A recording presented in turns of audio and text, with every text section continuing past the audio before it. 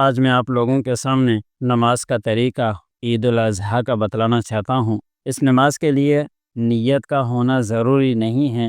گھر سے نکلتا ہے تو عید کی نماز ہی کی نیت سے نکلتا ہے، وہی کافی ہے۔ مسجد میں عیدگاہ میں داخل ہونے کے بعد سب سے پہلے تکبیر کہی جاتی ہے۔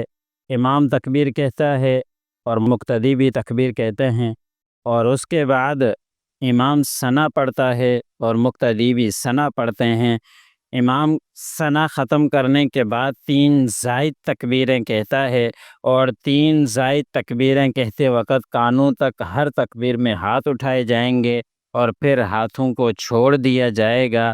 ایک دفعہ، دوسری دفعہ کانوں تک ہاتھ اٹھا کر چھوڑ دیے جائیں گے، تیسری دفعہ کانوں تک ہاتھ اٹھا کر اللہ اکبر کہہ کر ہاتھ باندھ دیے جائیں گے۔ پھر الحمد شریف پڑھی جائے گی، سورت پڑھی جائے گی۔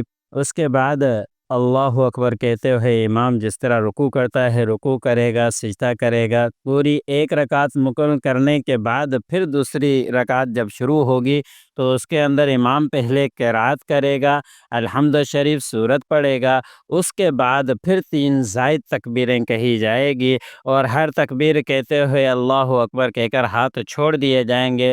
دوسری تکبیر کہتے ہوئے اللہ اکبر کہہ کر ہاتھ چھوڑ دیے جائیں گے۔ تیسری تکبیر کہتے ہوئے اللہ اکبر کہہ کر ہاتھ چھوڑ دیے جائیں گے۔ چوتھی تکبیر کہتے ہوئے رکوع میں جایا جائے گا۔ چوتھی تکبیر رکوع کی ہوا کرتی ہے۔ باقی وہی نماز ہے، صرف زائد تکبیریں ہیں۔ پہلی رکعت میں ثنا کے بعد 3 زائد تکبیریں کہی جاتی ہے۔